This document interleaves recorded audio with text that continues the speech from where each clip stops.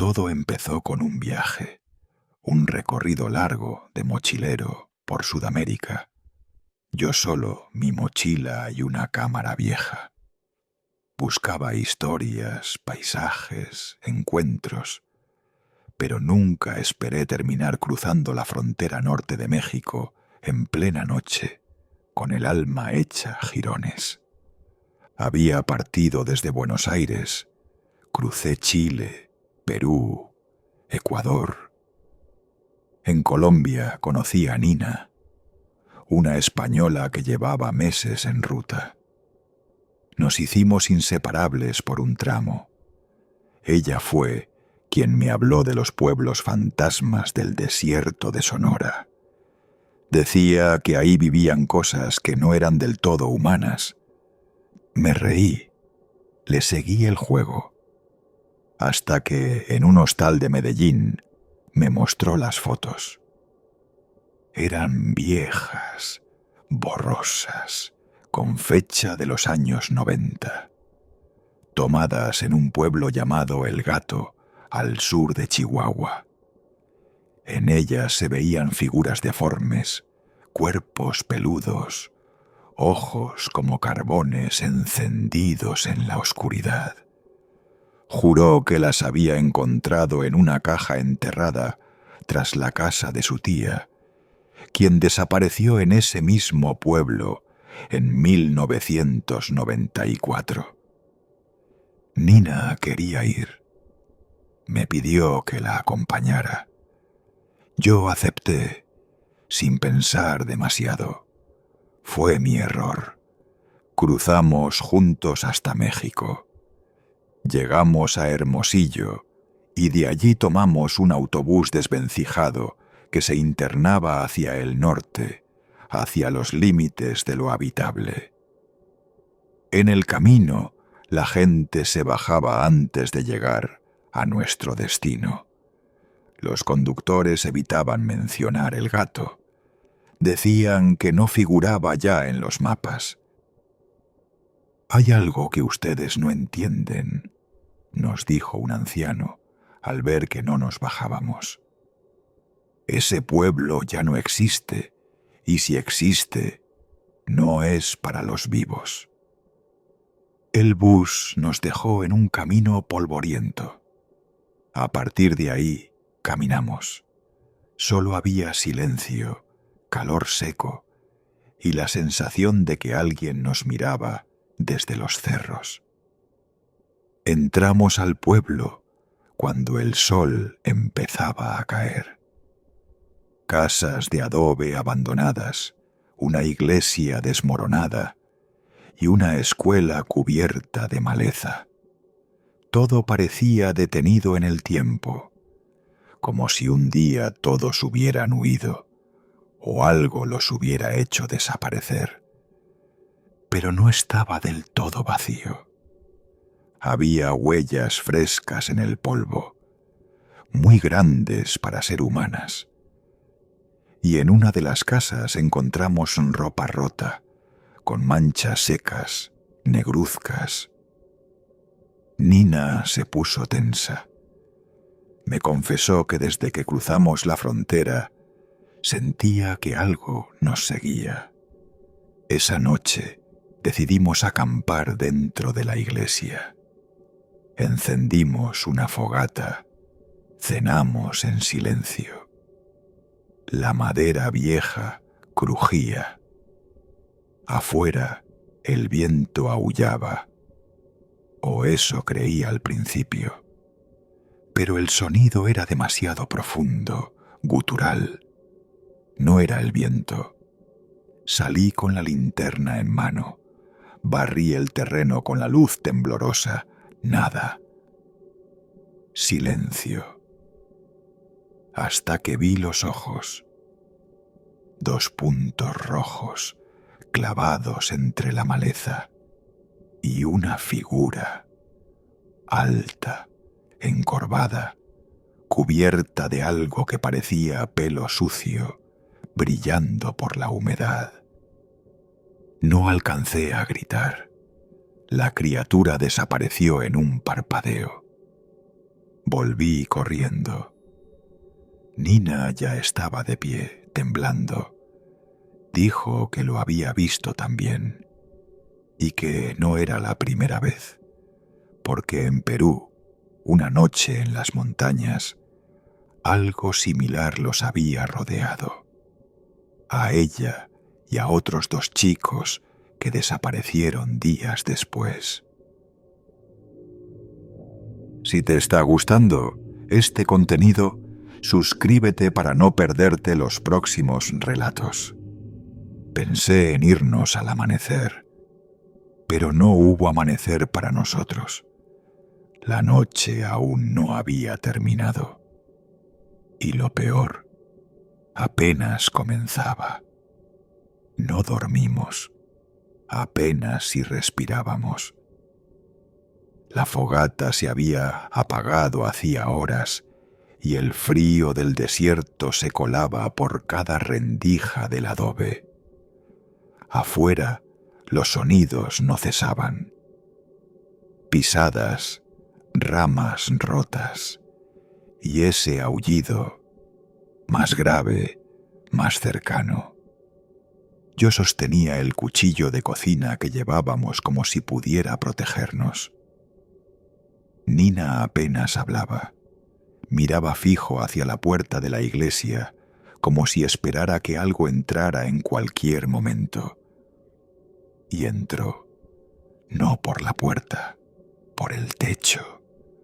Una sombra cayó sobre nosotros con un golpe seco, haciendo que el polvo se levantara como niebla. Yo grité. Nina gritó. Pero lo que vimos no era un animal. Era un hombre, o lo que quedaba de uno, desnudo, su piel cubierta de manchas oscuras, heridas viejas y ese vello espeso que le crecía en parches. Tenía la boca desencajada, los dientes como colmillos. Caminaba encorvado, pero sus movimientos eran veloces, instintivos. Nos miró y por un segundo juro que hubo algo humano en esos ojos. «Ayúdame», balbuceó con la voz rota, como si hablar le doliera. Pero entonces cayó al suelo, se retorció como si lo quemaran por dentro y empezó a cambiar. No era una transformación repentina, no como en las películas. Era lenta, agónica, como si cada hueso se rompiera y se reacomodara al mismo tiempo. Salimos corriendo antes de ver el final. Corrimos sin mirar atrás, hacia los límites del pueblo, hacia la maleza y el polvo. El sol aún no salía. La luna era una uña pálida que apenas iluminaba el sendero. Lo escuchamos detrás. Esa cosa ya no pedía ayuda. Gruñía, rasgaba la tierra. Y no estaba sola. Desde las casas abandonadas, desde los cerros, más figuras emergían. Hombres deformes, mujeres también. Algunos con ropas viejas pegadas al cuerpo, otros totalmente cubiertos de pelo, arrastrando los pies o caminando en 4 patas. No era un ataque, era una cacería. Nos escondimos en lo que parecía un viejo granero. La puerta apenas aguantó. Nina lloraba en silencio. Yo pensaba en la foto que ella me había mostrado en Medellín. Uno de esos seres tenía los mismos ojos que el niño que aparecía a su lado.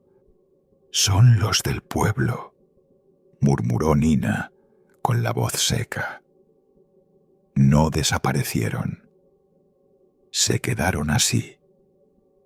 Al parecer, en los años 90, un grupo de hombres pasó por allí. cazadores, traficantes. No quedó claro, pero trajeron algo con ellos. Algo que no era de este mundo, una maldición.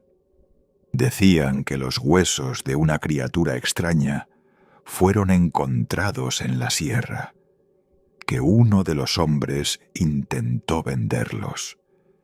Pero esa misma noche, bajo luna llena, se convirtió. Y luego, otros también. Desde entonces, el pueblo quedó aislado. No lo borraron del mapa. El mapa lo borró a él. Pasamos el resto de la noche escuchando pasos, respiraciones, gruñidos. Alguien olfateó la puerta. Alguien susurró mi nombre.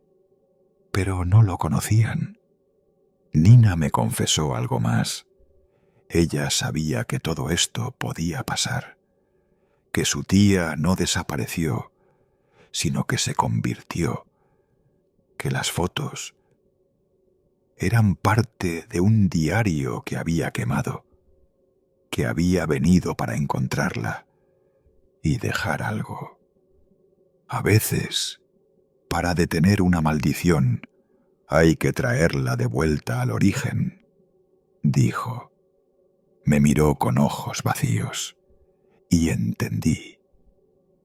No había venido conmigo, me había traído.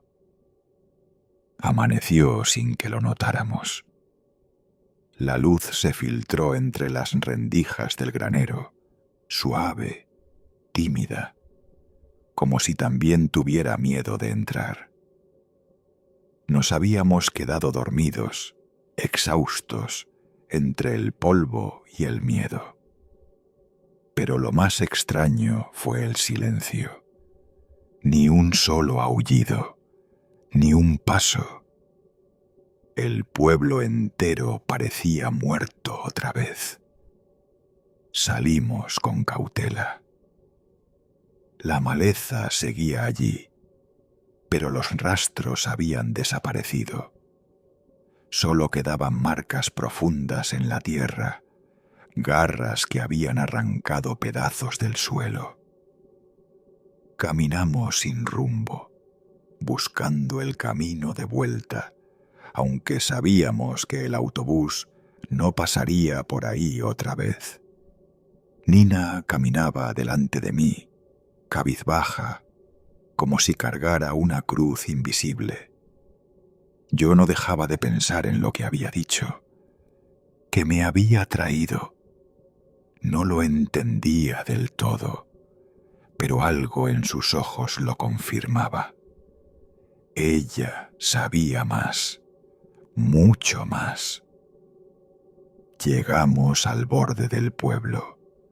Había una cruz clavada en el suelo, con una camisa vieja colgando, y a su lado una caja metálica medio enterrada. Nina la desenterró sin dudar. La abrió. Dentro había recortes de periódicos, fotografías aún más antiguas y un cuaderno pequeño, cubierto de manchas y notas hechas a mano. Lo hojeó rápidamente, hasta dar con una página en particular. Me la mostró.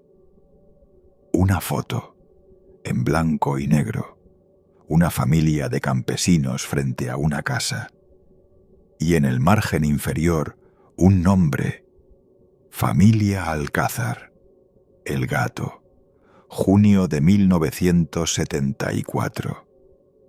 El hombre en la foto era igual a mí. Me quedé sin aliento. No podía ser, pero lo era. Mismo rostro, misma cicatriz en la ceja. Era como verme a mí 40 años atrás. Eres uno de ellos, dijo Nina en voz baja. Eres parte de esto. No supe qué responder. El mundo se tambaleó. Ella me explicó entonces todo. La criatura original, el primer infectado, nunca murió. Se escondió entre los suyos, criando, reproduciéndose, infectando de manera sutil, como una semilla plantada en la sangre. Muchos descendientes jamás mutaban. Vivían sus vidas sin saber, pero cuando volvían al lugar, despertaban. Tú naciste lejos, dijo, pero algo en ti sigue conectado a este lugar, a esta tierra maldita. Empezaron los calambres en mis piernas. El sudor frío me cubrió la espalda y entonces lo sentí, ese ardor bajo la piel, como fuego corriendo por mis venas, como si mi cuerpo ya no fuera del todo mío. Caí de rodillas. Vi mis uñas alargarse, mis dedos agarrotarse. Nina se arrodilló frente a mí. No parecía sorprendida. «Lo siento», susurró, «pero tenía que traerte. Si no te enfrentabas a esto, se habría extendido». Quise odiarla, quise gritarle, pero no podía. Estaba cambiando. Mi visión se volvió turbia. Los sonidos se amplificaron. Podía oír cada insecto, cada rama doblándose en la distancia. El corazón me latía como un tambor dentro del cráneo. Nina se apartó lentamente, dejando la caja en el suelo. Y entonces lo supe. No era la primera vez que cambiaba, solo que antes no lo recordaba, porque algo o alguien se había asegurado de mantenerme lejos del norte, de mantenerme humano. Pero el viaje lo había roto todo, y yo ya no era quien creía ser. Mi cuerpo ardía como si se quemara desde dentro. La piel se me tensaba, los músculos crujían y mis pensamientos se deshacían como papel mojado. Ya no era un dolor físico, era como si otra conciencia despertara y quisiera devorarme desde adentro. Nina se mantuvo a distancia, observando, no con miedo, con resignación. Cada línea en tu sangre lleva a este sitio, dijo. No eres la única criatura que ha regresado. Entonces lo entendí. Ella también cambiaba. No como yo, no tan rápido, pero lo hacía. En sus ojos vi el mismo brillo, la misma oscuridad que me consumía. Pero ella lo controlaba, porque había nacido en el gato, porque su madre fue una de las primeras, y ella había venido a cerrar el ciclo. Se agachó frente a mí, colocó la caja de metal entre nosotros y sacó algo más, una pequeña esfera de hueso tallado, con símbolos antiguos grabados. Olía a sangre seca y ceniza. Esto es lo que desató todo, susurró, y esto es lo único que puede detenerlo. La sostuvo entre sus manos, como si quemara. Si te la tragas, si mueres aquí con ella adentro, la raíz se pudrirá. Las criaturas no nacerán más. El hambre se irá. Tragué saliva. Ella me miró con compasión, pero sin ternura. Tú ya no eres tú. Nunca lo fuiste. Y me tendió la esfera. Por un instante, una chispa de cordura volvió. Recordé mi nombre, a mi madre, mi infancia en una ciudad muy lejana. Recordé que amaba la música, que no quería morir, pero la otra parte dentro de mí rugía. Quería huir, quería cazar, quería multiplicarse. Extendí la mano, toqué la esfera, y en ese momento un disparo quebró el aire. Nina cayó hacia atrás, la frente perforada. Detrás de ella, una figura emergió del polvo. Un hombre viejo, delgado, con una escopeta oxidada en las manos. Me apuntaba con los ojos entrecerrados, como si supiera exactamente lo que estaba viendo. «No todos los alcázar deben morir», dijo. «Algunos pueden elegir». Me lanzó un cuchillo envuelto en tela. «Si aún queda algo de humano en ti, entiérrala. La esfera, el pueblo, la maldición. Cavé con las manos, con los dientes, si hacía falta. Enterré la esfera en el mismo lugar donde la habían encontrado años atrás. Y luego corrí. No recuerdo cómo salí de El Gato, ni cuánto tiempo pasó. Solo sé que desperté días después en un hospital rural, deshidratado, con los pies en carne viva. Me dijeron que un anciano me había dejado en la puerta. No volví a ver a Nina, ni al viejo, pero desde entonces, en cada luna llena, siento algo moverse bajo mi piel.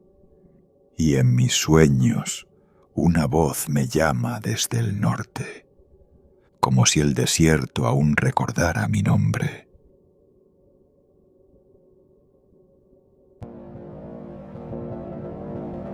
Si te está gustando este contenido, suscríbete para no perderte los próximos relatos.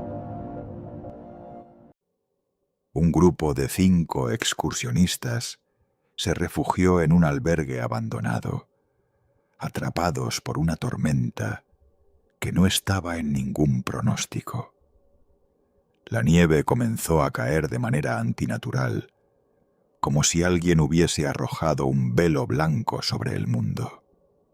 El último mensaje de uno de ellos, enviado desde un teléfono satelital, fue un audio distorsionado que apenas decía: «No bajen, no estamos solos». Después, solo hubo silencio. Uno de esos excursionistas era mi hermano. Se llamaba Elías y llevaba meses planeando esa travesía por los refugios antiguos del macizo de Varela. Montañistas experimentados todos. GPS, provisiones, equipo completo. Salieron un jueves. Para el sábado por la tarde ya no respondían. Las autoridades tardaron 4 días en organizar un rescate. Para entonces, la señal de sus dispositivos se había esfumado.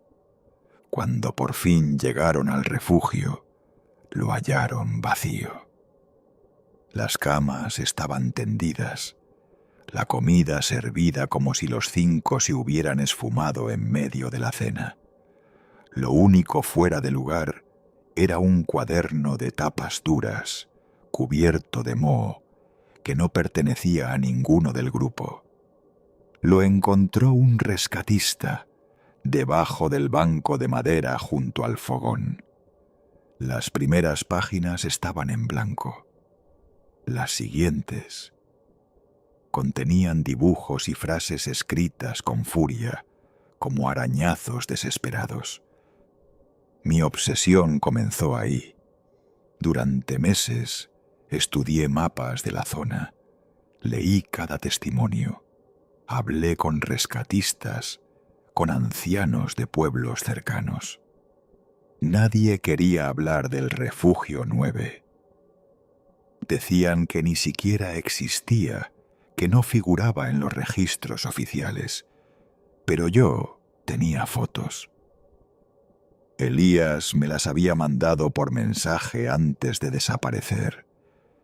Era un refugio distinto a los demás, más antiguo, sin numeración visible.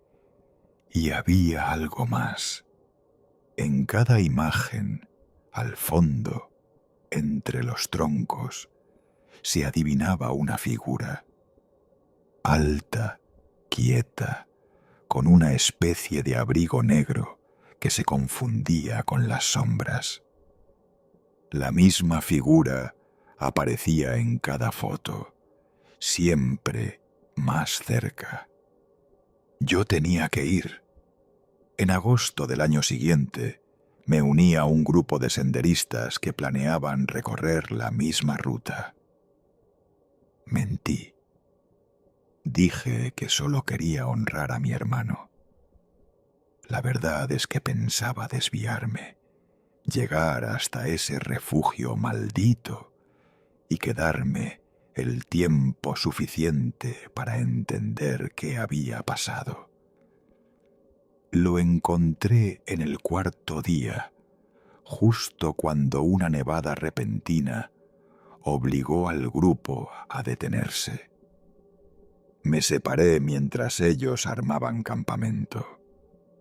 Seguí el mapa que había reconstruido con los datos del GPS de Elías hasta llegar a un claro, y allí estaba. El Refugio 9, oscuro, comido por el musgo, con la puerta entreabierta como si esperara mi llegada. El viento cesó en cuanto puse un pie en el umbral. Dentro, la temperatura era extrañamente cálida. El mobiliario era rústico pero intacto. La chimenea tenía brasas recientes, como si alguien hubiese estado allí. Y sobre la mesa había otro cuaderno. Este no estaba cubierto de moho, era rojo y tenía mi nombre en la tapa.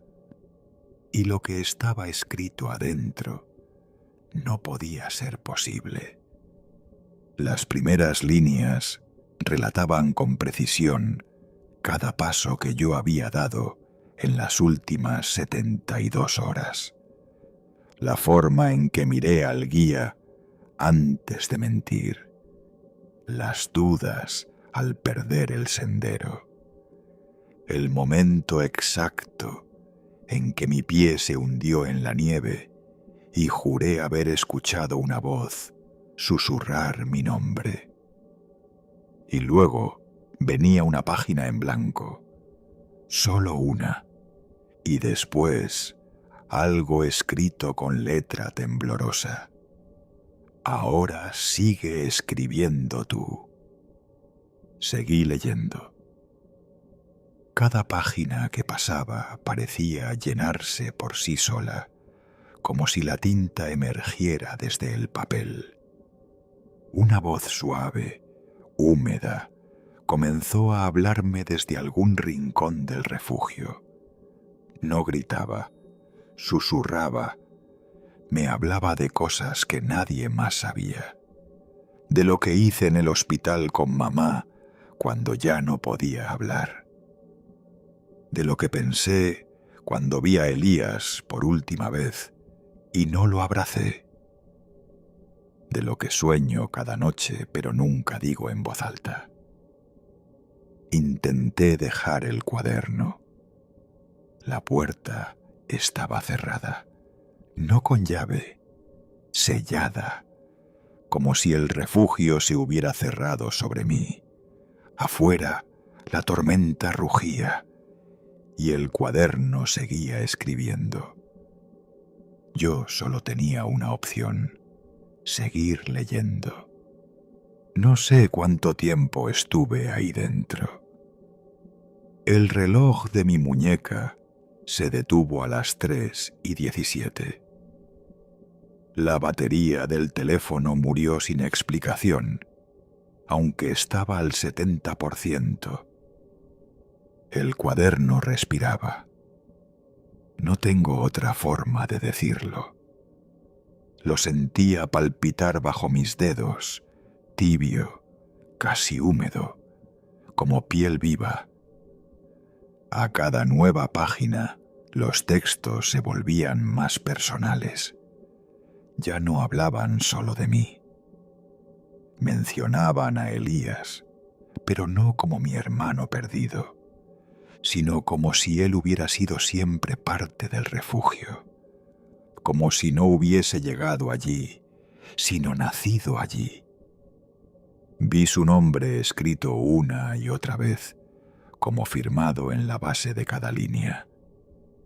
Elías piensa que no vendrás. Elías aún espera que le respondas. Elías ya no es Elías. La voz empezó a tomar forma. Al principio era solo un eco dentro de mi cabeza. Luego comenzó a deslizarse por el refugio, envolviéndome, modulando emociones que no eran mías. No sentía miedo, sentía ternura, como si todo lo que ocurría fuera una forma enferma de amor. La chimenea nunca se apagó.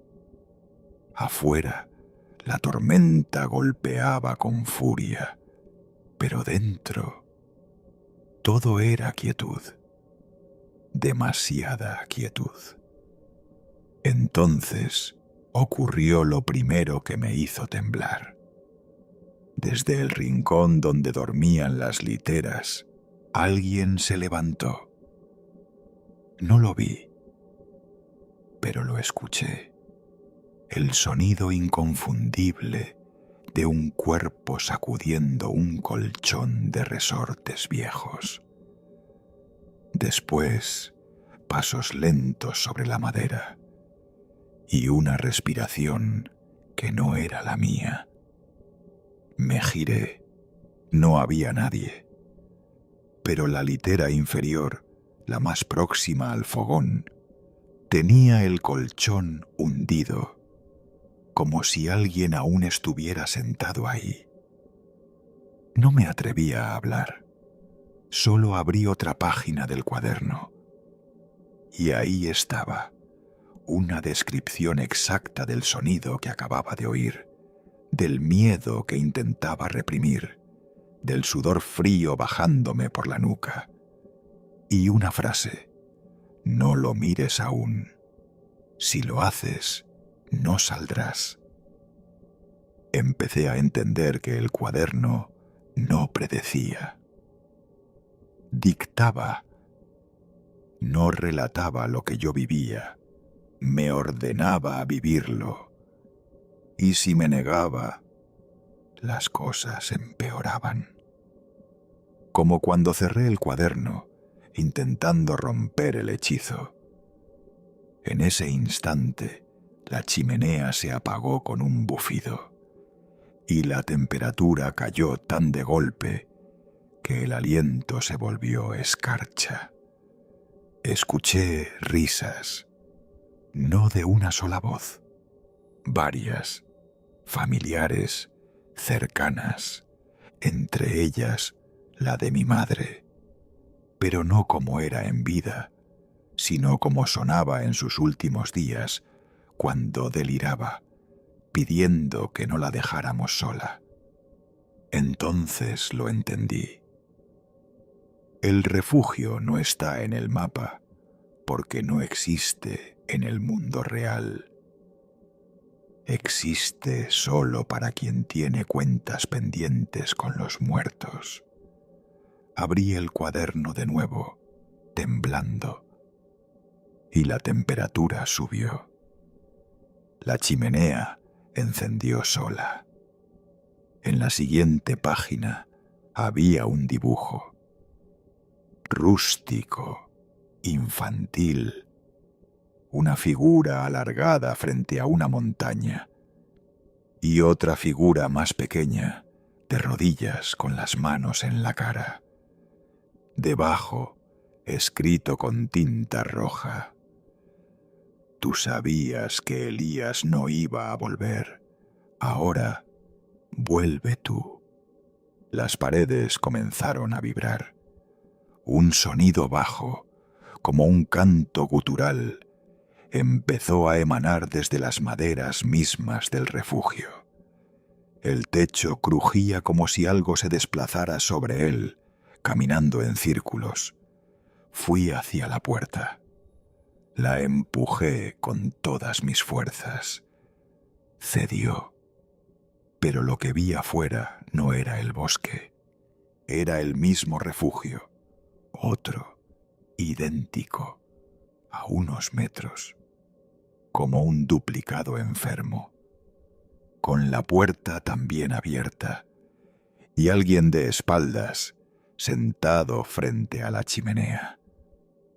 Entré, solo para descubrir que el cuaderno rojo seguía ahí, y la figura frente al fuego se giró. Era Elías, pero no como lo recordaba. Su piel estaba cenicienta, sus ojos hundidos, y su voz, cuando habló, ya no era la suya, sino la misma voz que me había estado susurrando desde que llegué. Tú querías respuestas, dijo con una sonrisa. Ahora tendrás que quedarte hasta escribir la última página. Me quedé paralizado. Elías me miraba sin parpadear, pero no era él. Había algo detrás de su rostro, como una presencia agazapada, fingiendo humanidad. Movía la cabeza con un tic espasmódico, como si su cuello no soportara el peso del disfraz. Y lo peor era su sonrisa, una curva tensa, quebrada, que no alcanzaba los ojos. ¿Por qué tardaste tanto?, dijo. Estábamos escribiéndolo todo, contigo o sin ti. Dio un paso hacia mí. El suelo crujió como si cada tabla gimiera bajo su peso. Yo retrocedí hasta tropezar con el cuaderno rojo. La portada seguía tibia, y al abrirlo vi que las páginas en blanco comenzaban a llenarse, letra por letra, frente a mis ojos. Describían lo que yo haría si intentaba escapar. Cada paso en falso, cada grito, cada hueso roto. Era como estar atrapado en un relato que se escribía en tiempo real.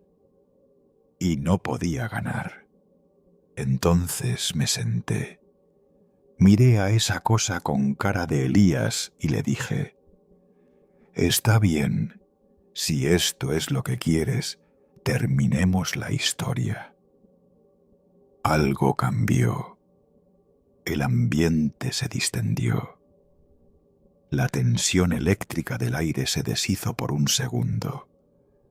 La criatura que usaba el cuerpo de mi hermano pareció complacida. Volvió a sentarse junto al fuego y me hizo un gesto para que escribiera. El cuaderno me temblaba entre las manos, pero esta vez decidí mentirle. Escribí palabras que no sentía, inventé recuerdos falsos, di nombres de personas que no existían. Creé una historia dentro de la historia. Y mientras lo hacía, el refugio empezó a cambiar. Las paredes se deformaban. El fuego crepitaba con un tono grave, como una respiración extenuada. Vi cómo las ventanas se cerraban solas, dejando entrar una oscuridad espesa, pegajosa, que parecía avanzar desde el otro lado del papel. La criatura lo notó. «No es verdad lo que escribes», gruñó. Pero no se movía. Estaba atado a la narrativa. No podía contradecir el cuaderno mientras yo fuera el autor. Entonces escribí. El fuego se apaga.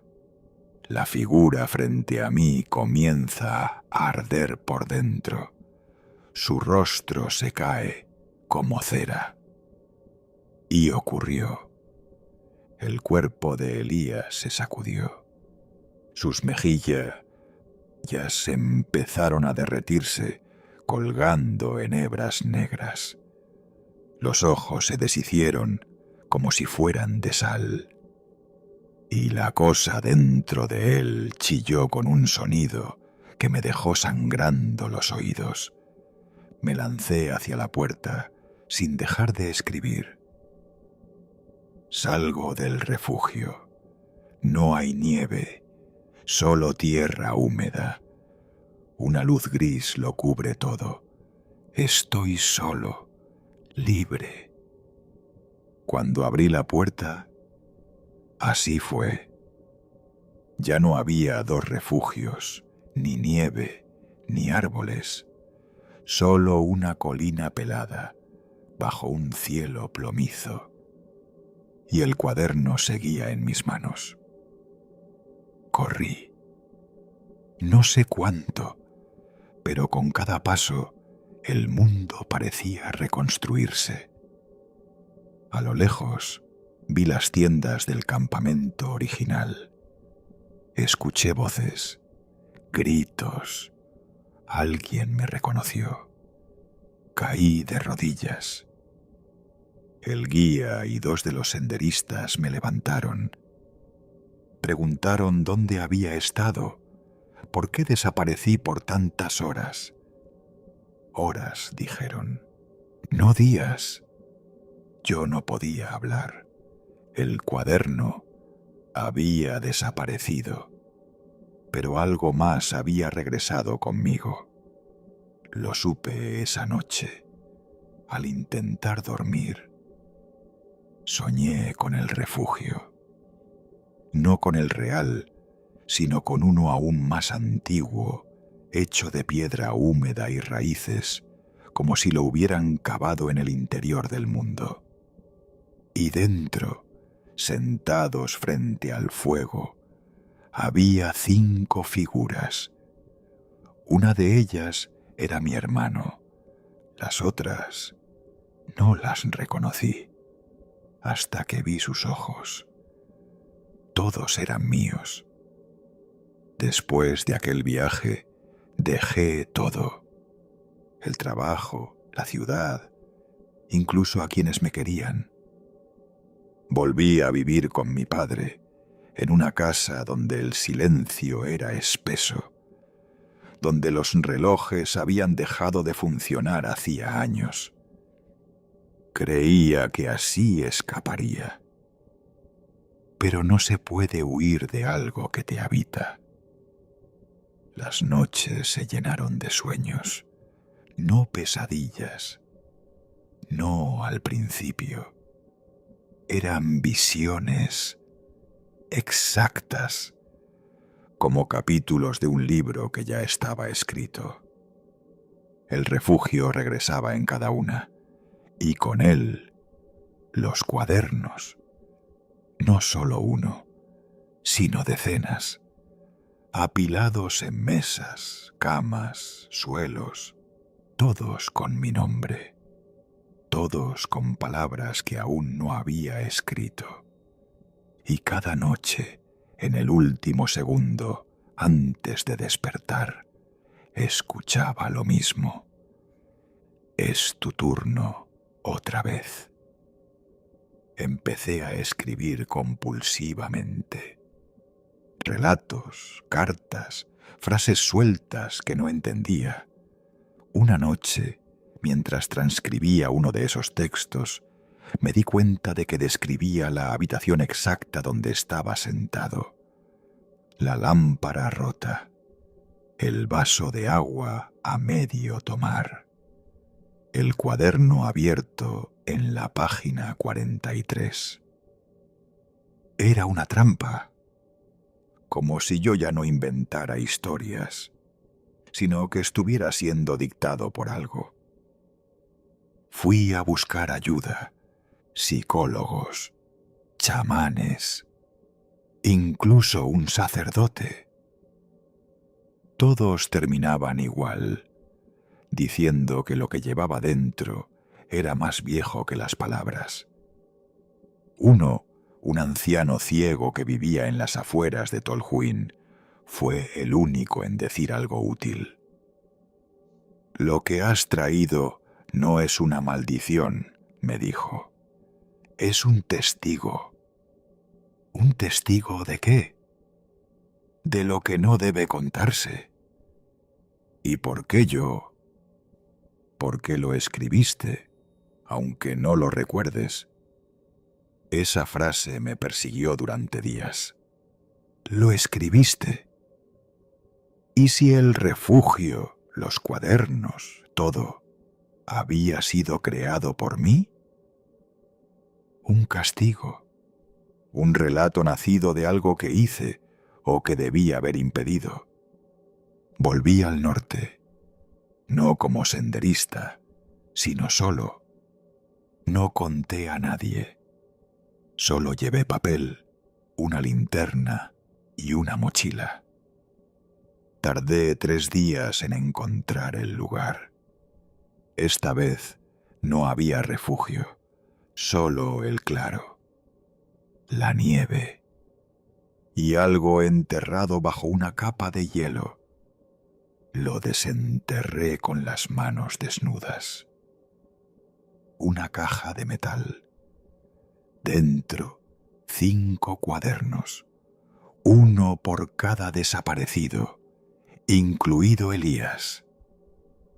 Abrí el suyo. La primera página era una carta, dirigida a mí. Si estás leyendo esto, no me busques más. No porque esté muerto, sino porque ya no soy quien fui. El refugio me tomó, sí, pero fue porque lo permití. Quería olvidar, quería castigarme, y el refugio es justo. Nos convierte en lo que escondemos, nos obliga a mirar. La última línea me dejó helado.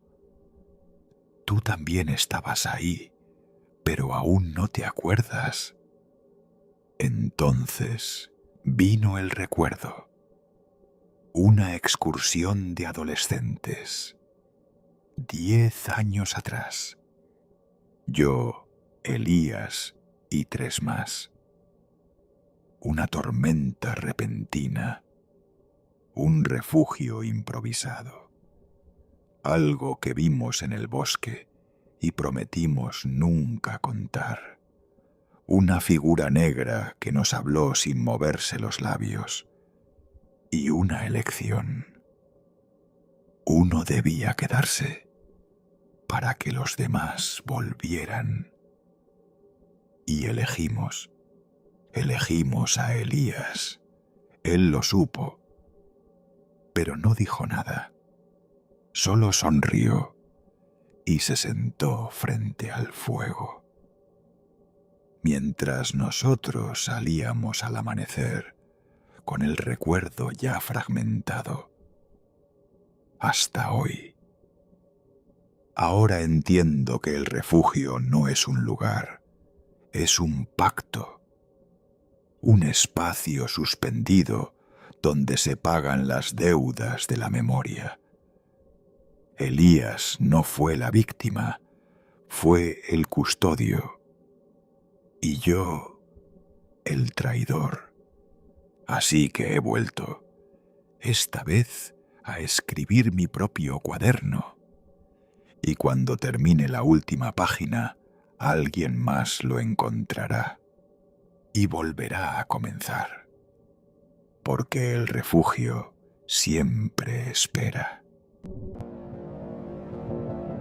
Si te está gustando este contenido, suscríbete para no perderte los próximos relatos. Este relato ocurrió en un sitio tan apartado que las noticias llegaban con semanas de retraso y la muerte se anunciaba con campanas, no con periódicos.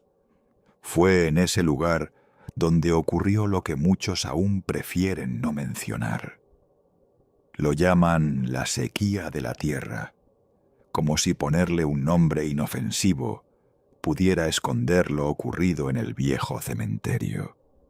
El sepulturero se llamaba Elías, un hombre callado, enjuto, con manos como raíces secas y mirada vidriosa. Vivía solo, en una casucha de adobe pegada al muro norte del camposanto. Se decía que hablaba con los muertos. Pero en los pueblos así, todos tienen fama de algo. Elías llevaba más de 30 años abriendo tumbas. Nunca se quejaba, nunca pedía ayuda. Enterraba en silencio, rezaba 2 frases al viento y cubría la caja con una lentitud casi ceremoniosa. Hasta que una mañana de otoño, mientras barría hojas secas entre las lápidas, vio que una fosa estaba abierta. Al principio pensó que se trataba de una exhumación pendiente, aunque no recordaba ninguna programada. Se acercó, gruñendo por el frío y por el lumbago, pero cuando leyó la lápida, se le heló la espalda. Esa tumba ya había sido sellada, con cemento, hace más de 10 años. La tapa del ataúd estaba abierta. No había cuerpo, solo tierra removida, húmeda, con un olor metálico imposible de confundir. No avisó a nadie. Tapó la fosa en silencio, como si nada hubiera pasado. Pero a la noche siguiente, otra tumba apareció abierta. Era la de una niña, muerta hacía 7 años, por una fiebre que la consumió en menos de una semana. Su ataúd también estaba vacío. A la tercera noche, la fosa pertenecía a un hombre que Elías había enterrado con sus propias manos. Estaba seguro de ello. Recordaba el peso del ataúd, la cruz mal clavada, incluso la música desafinada que sonó durante el entierro. Pero no había restos, ni huesos, ni ataúd. Solo un hueco fresco en la tierra y ese hedor a hierro oxidado que le revolvía el estómago. Elías empezó a perder el sueño. Dormía con la ropa puesta, por si debía salir en mitad de la noche. Sentía que lo observaban desde los árboles. El cuarto día colocó una trampa. Dejó una tumba falsa a medio cubrir, con un ataúd vacío, esperando que lo que fuera que abría las fosas cayera en ella. Esa noche no cayó nadie, pero cuando salió al amanecer, encontró algo más inquietante. Una palabra tallada con uñas en la tapa del ataúd. Una palabra que solo él entendía. Un nombre que no pronunciaba desde hacía décadas. Era el nombre de su hermano muerto. A partir de entonces, las campanas empezaron a sonar sin que nadie las tocara. Los perros ladraban en dirección al cementerio y se negaban a cruzar el portón. Los vecinos decían que sentían pasos detrás de ellos cuando regresaban del mercado por la vereda que bordeaba el muro sur, una sombra pegada a la suela que se desvanecía justo antes de llegar a casa. Y Elías dejó de salir. Nadie lo vio durante días, hasta que un niño que robaba manzanas del huerto junto al camposanto afirmó haberlo visto escarbando la tierra con las manos desnudas, murmurando nombres al revés, uno tras otro. Los ancianos del pueblo decidieron intervenir. Fueron hasta la casa del sepulturero un viernes por la tarde. Golpearon la puerta. No hubo respuesta. La hallaron entreabierta. Adentro, la casa estaba en penumbra. Había cruces talladas en las paredes, velas apagadas y platos con comida podrida. Y sobre la mesa, una libreta con páginas rasgadas, llena de dibujos en tinta negra. Ninguno de ellos parecía humano. Pero lo más inquietante fue lo que encontraron en el patio trasero.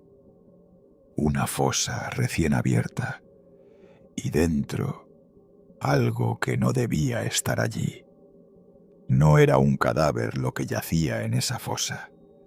Era un espejo viejo, con el marco astillado, medio cubierto de tierra húmeda, colocado como si lo hubieran enterrado a propósito allí.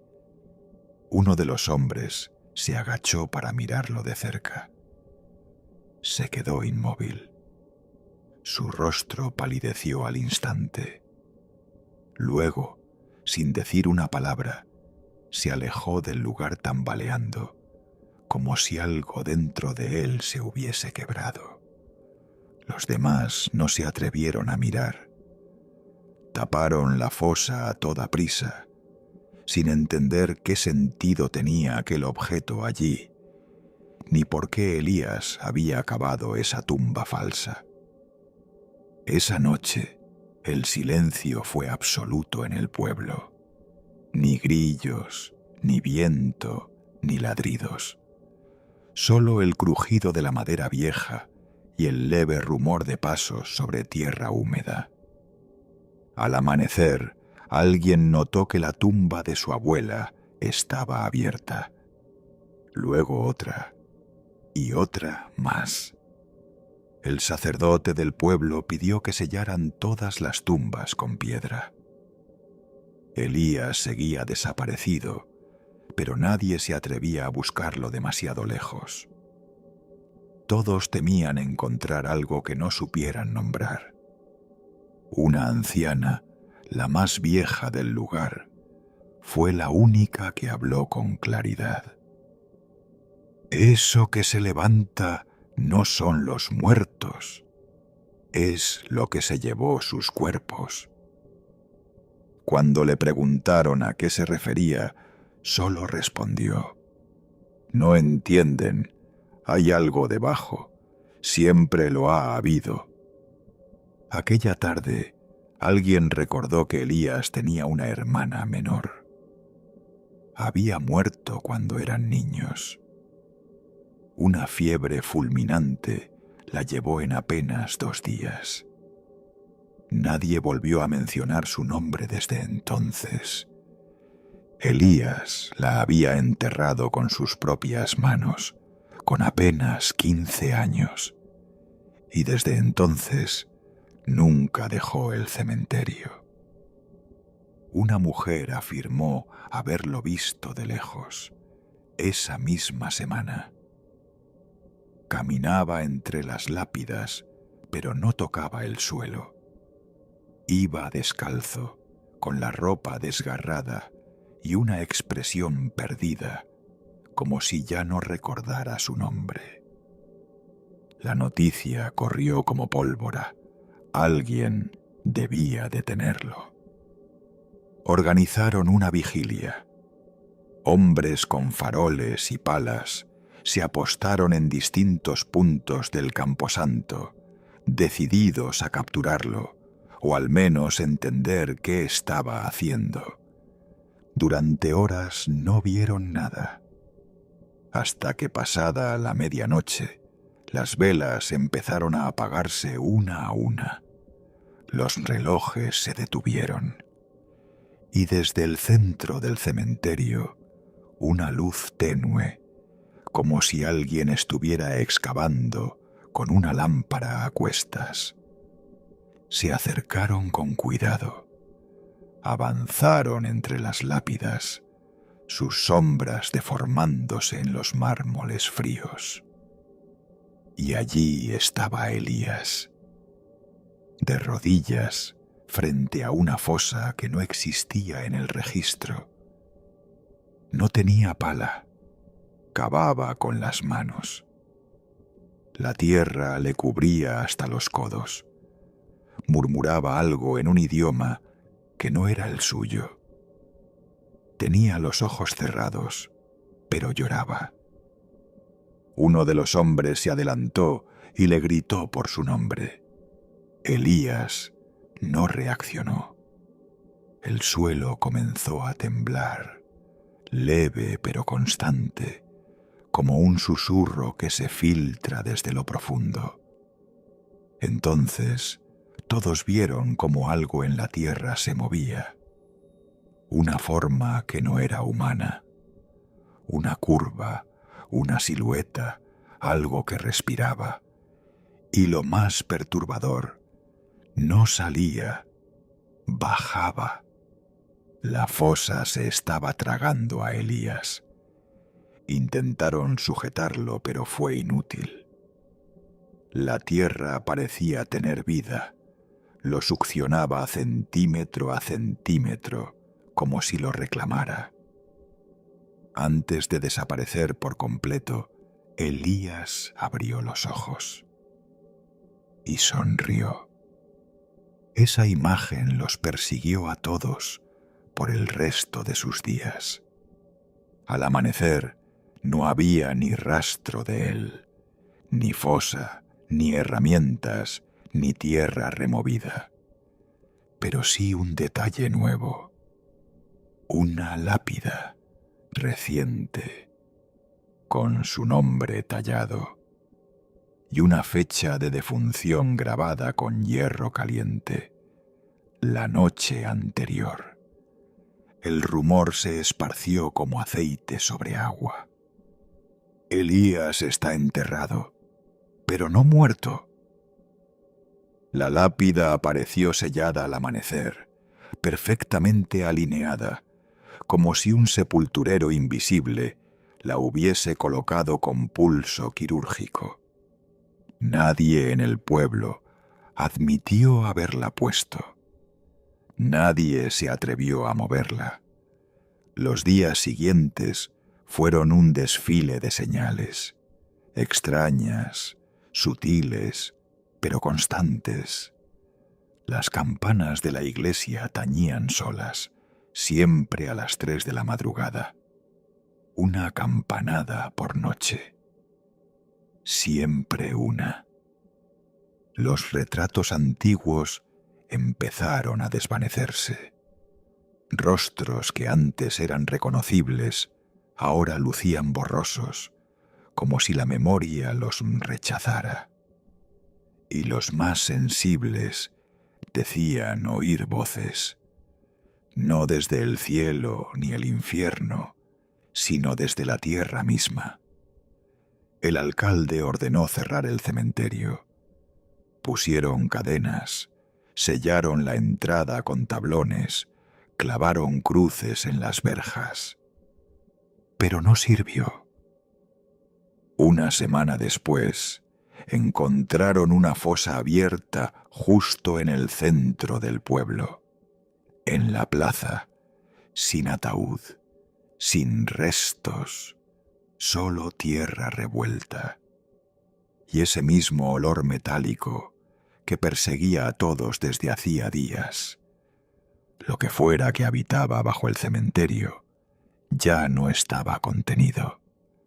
Los ancianos decían que eso que arrastraba los cuerpos no los robaba, los cambiaba, los intercambiaba por algo más antiguo. Y entonces comenzaron las apariciones.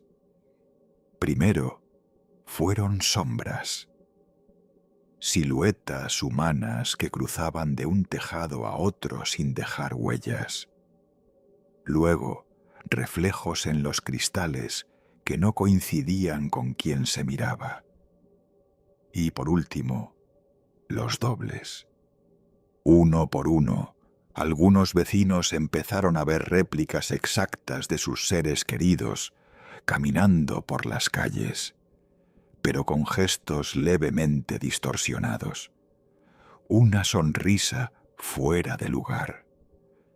Un parpadeo que no ocurría. Un niño juró que su madre lo despertó en la madrugada y le pidió que la siguiera hasta el cementerio.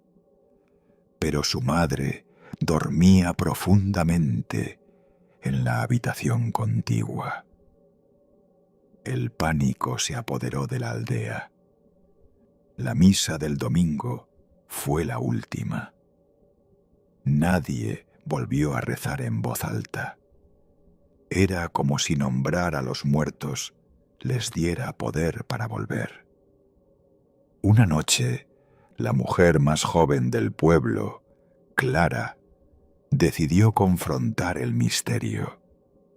Había perdido a su padre hacía apenas 2 años. Él era uno de los cuerpos desaparecidos.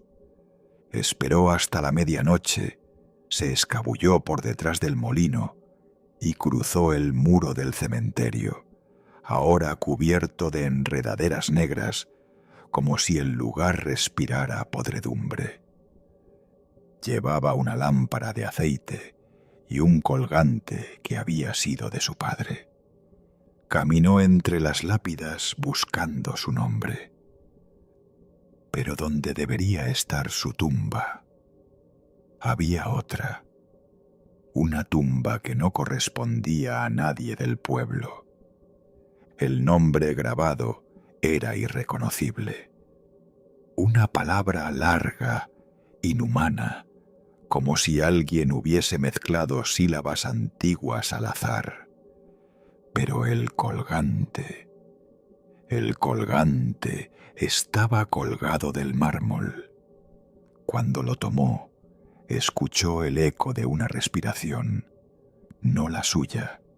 No estaba sola. Desde el interior de la tumba, algo se movió. Clara retrocedió. Pero sus pies tocaron algo blando.